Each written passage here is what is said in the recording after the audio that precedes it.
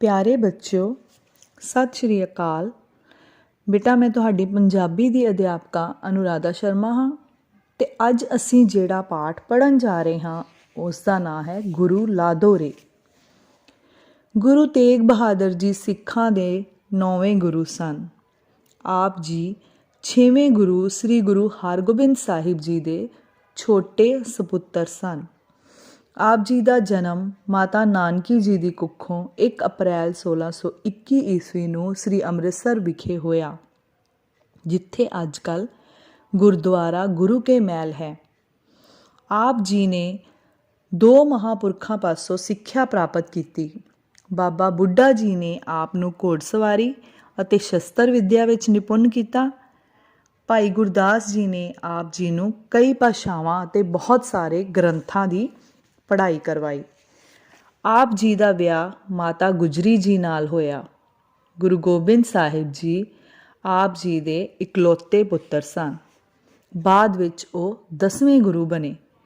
ਗੁਰੂ ਤੇਗ ਬਹਾਦਰ ਜੀ ਬੜੇ ਹੀ ਸ਼ਾਂਤ ਸੁਭਾਅ ਦੇ ਸਨ। ਕਹਿੰਦੇ ਹਨ ਕਿ ਆਪ ਜੀ ਦਾ ਪਹਿਲਾ ਨਾਂ ਤਿਆਗਮੱਲ ਸੀ ਤੇ ਆਪ ਬਹੁਤ ਬਹਾਦਰ ਵੀ ਸਨ। ਮੁਗਲ ਫੌਜਾਂ ਦੇ ਨਾਲ ਹੋਏ ਯੁੱਧਾਂ ਵਿੱਚ ਆਪ ਜੀ ਨੇ ਆਪਣੀ ਤੇਗ ਦੇ ਜ਼ੋਹਰ ਦਿਖਾਏ। ਤੇਗ ਮਤਲਬ ਤਲਵਾਰ।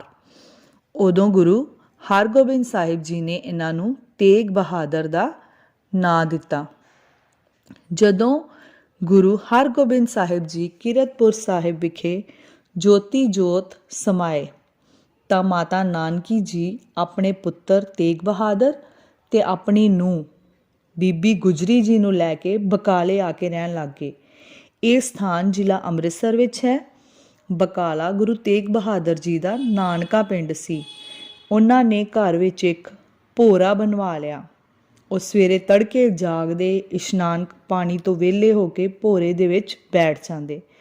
ਉਹਨਾਂ ਦਾ ਬਹੁਤਾ ਸਮਾਂ ਪਰਮਾਤਮਾ ਦਾ ਨਾਮ ਲੈਣ ਵਿੱਚ ਹੀ ਬੀਤਣ ਲੱਗਾ। ਪਿੰਡ ਵਾਲਿਆਂ ਨੂੰ ਉਹਨਾਂ ਦਾ ਮੂੰਹ ਵੇਖਿਆ ਕਈ ਮਹੀਨੇ ਲੰਘ ਜਾਂਦੇ ਸਨ ਤੇ ਉਹ ਵਿਸਰ ਹੀ ਚੁੱਕੇ ਸਨ। ਵਿਸਰ ਮਤਲਬ ਭੁੱਲ ਹੀ ਚੁੱਕੇ ਸਨ ਕਿ ਤੇਗ ਬਹਾਦਰ ਇੱਥੇ ਰਹਿ ਰਿਹਾ ਹੈ। 30 ਮਾਰਚ 1664 ਨੂੰ ਗੁਰੂ ਹਰਕ੍ਰਿਸ਼ਨ ਜੀ ਦਿੱਲੀ ਵਿੱਚ ਅਕਾਲ ਚਲਾਣਾ ਕਰ ਗਏ। ਬਿਮਾਰ ਹੋਣ ਕਰਕੇ ਗੁਰਗੱਦੀ ਦੀ ਰਸਮ ਨਾ ਹੋ ਸਕੀ।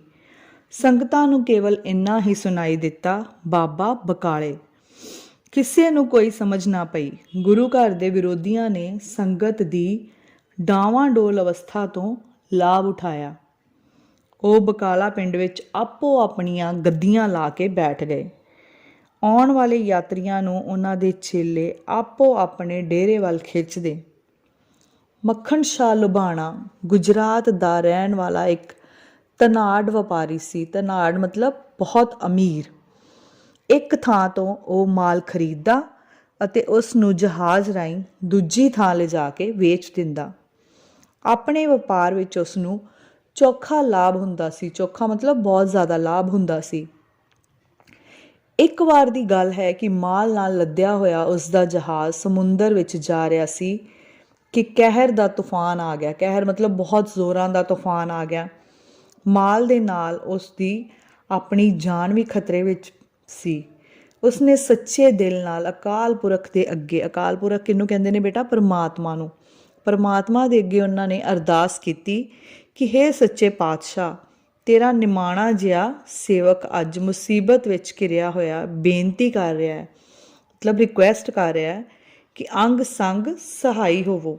ਮੈਂ ਦੇਸ ਪਹੁੰਚ ਕੇ ਤੁਹਾਡੇ ਦਰ 'ਤੇ ਹਾਜ਼ਰ ਹੋਵਾਂਗਾ ਤੇ ਤੁਹਾਡੀ ਦਿੱਤੀ ਹੋਈ ਦਾਤ ਵਿੱਚੋਂ 500 ਮੋਹਰਾਂ ਲੰਗਰ ਵਾਸਤੇ ਭੇਟ ਕਰਾਂਗਾ। ਭਾਣਾ ਰੱਬ ਦਾ। ਤੂਫਾਨ ਹੌਲੀ ਹੌਲੀ ਮੱਠਾ ਪੈ ਗਿਆ, ਮਤਲਬ ਥੰਮ ਗਿਆ ਤੇ ਮੱਖਣ ਸ਼ਾਹ ਦਾ ਜਹਾਜ਼ ਸਹੀ ਸਲਾਮਤ ਬੰਨੇ ਲੱਗ ਗਿਆ। ਜਹਾਜ਼ ਦਾ ਮਾਲ ਸਾਂਭਿਆ ਗਿਆ। ਮੋਹਰਾਂ ਲੈ ਕੇ ਲੋਕਾਂ ਨੂੰ ਪੁੱਛਦਾ ਬਾਬੇ ਬਕਾਲੇ ਪਹੁੰਚ ਗਿਆ। ਨਵੀਂ ਮਾਲਦਾਰ ਅਸਾਮੀ ਤਾੜ ਕੇ ਝੂਠੇ ਚੇਲੇ ਉਸ ਨੂੰ ਘੇਰ ਖਲੋਤੇ ਤੇ ਆਪੋ ਆਪਣੇ ਡੇਰੇ ਵੱਲ ਖਿੱਚਣ ਲੱਗ ਪਏ। ਮੱਖਣ ਸ਼ਾਹ ਲੁਬਾਣਾ ਬਹੁਤ ਸਿਆਣਾ ਸੀ। ਉਹ ਹਰੇਕ ਡੇਰੇ 'ਤੇ ਗਿਆ ਤੇ 5-5 ਮੋਹਰਾਂ ਭੇਟ ਕਰਦਾ ਗਿਆ।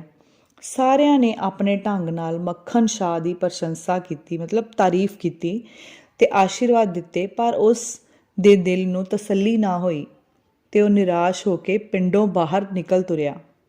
ਰਾਹ ਵਿੱਚ ਉਸ ਨੂੰ ਇੱਕ ਕਿਸਾਨ ਮਿਲਿਆ। ਉਸ ਦੇ ਹੱਥ ਵਿੱਚ ਦਾਤਰੀ ਫੜੀ ਹੋਈ ਸੀ ਤੇ ਉਹ ਪੱਠੇ ਲੈਣ ਜਾ ਰਿਹਾ ਸੀ। ਮੱਖਣ ਸ਼ਾਹ ਨੇ ਉਹਨੂੰ ਆਵਾਜ਼ ਮਾਰ ਕੇ ਪੁੱਛਿਆ, ਸੁਣਾ ਭਈ ਭਗਤਾ, ਤੇਰੇ ਪਿੰਡ ਵਿੱਚ ਕੋਈ ਇਹਨਾਂ 22 ਗੁਰੂਆਂ ਤੋਂ ਇਲਾਵਾ ਕੋਈ ਹੋਰ ਗੁਰੂ ਵੀ ਹੈ? ਕਿਸਾਨ ਥੋੜ੍ਹੀ ਕੁ ਦੇਰ ਸੋਚਣ ਲੱਗਾ ਤਾਂ ਕਹਿਣ ਲੱਗਾ, ਗੁਰੂ ਤਾਂ ਇਹੋ ਹੀ ਨੇ, ਕੋਈ ਹੋਰ ਸਾਧੂ ਸੰਤ ਫਕੀਰ ਇਹਨਾਂ ਤੋਂ ਬਿਨਾਂ? ਮੱਖਣ ਸ਼ਾਹ ਨੇ ਪੁੱਛਿਆ, ਹੋਰ ਤਾਂ ਕੋਈ ਨਹੀਂ, ਇੱਕ ਤੇਗਾ ਹੈ ਖੱਤਰੀਆਂ ਦਾ, ਅੰਦਰ ਵੜਿਆ ਰਹਿੰਦਾ ਸਾਰਾ ਦਿਨ, ਘੱਟ ਵੱਧ ਹੀ ਕਦੀ ਕਿਸੇ ਦੇ ਮੱਥੇ ਲੱਗਾ ਹੋ।